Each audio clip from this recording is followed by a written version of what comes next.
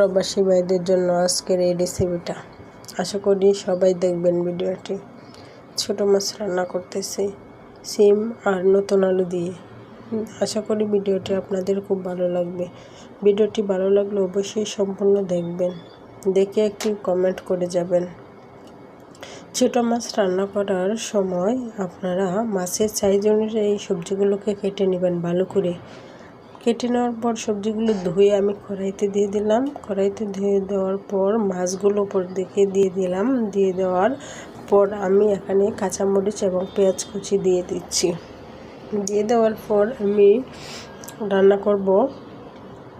এর মধ্যে আমি আরও দিয়ে দিব শুকনা মশলা গুঁড়াগুলো, যেমন এখানে দিচ্ছি শুকনা মরিচের গুঁড়া, তারপরে দিয়ে দিব হলুদের গুঁড়া,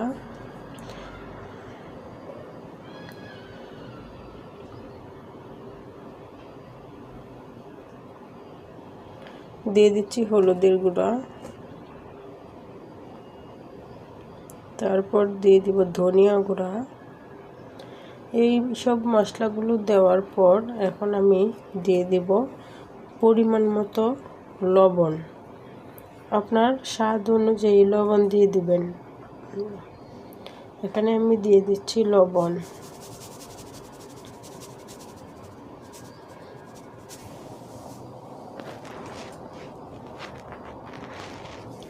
লবণ দিয়ে দেওয়ার পর আমি পরিমাণ মতো রান্নার কাজে যতটুকু পরিমাণ তেল দরকার আমি সেই পরিমাণ তেল দিয়ে দিচ্ছি।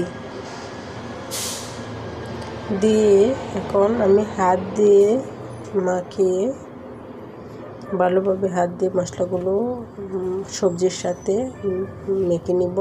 মেখে নেওয়ার পর আমি তরকারিটা রান্না করব। দেখে থাকুন, অবশ্যই ভিডিওটি দেখবেন, দেখে এভাবে রান্না করে খাবেন। খেলে দেখবেন অবশ্যই স্বাদ হয়। এই রান্না যে খাবে একবার সে বারবার এভাবে রান্না খেতে চাইবে। এখন আমি রান্না বসিয়ে দিলাম। তো দেখতে থাকুন ভিডিওটি রান্নাটা কেমন হয়। এই যে আমার রান্না প্রায় শেষ হয়ে যাচ্ছে। এখন একটু নাড়াচাড়া করে দিব। খুব আস্তে করে নাড়া দিতে হবে। আমি একটা প্লাস্টিকের চামচ দিয়ে নাড়াচাড়া করে দিলাম যেন মাছগুলো না ভেঙে যায়। আপনারা সাবধানে নাড়াচাড়া করবেন। আমি দেখতে পাচ্ছেন আমার মাছগুলো কিন্তু সেম এরকমই রয়েছে, মাছগুলো ভাঙে নাই। এখন আমার রান্না শেষ। দেখতে থাকুন রান্না হওয়ার পর আমার ভিডিওটা কেমন হয়েছে। দেখেছেন আমার ভিডিওটা অনেক সুন্দর হয়েছে। আমার রান্নাটা দেখতে অনেক সুন্দর, খেতে খুব মজা হয়েছে।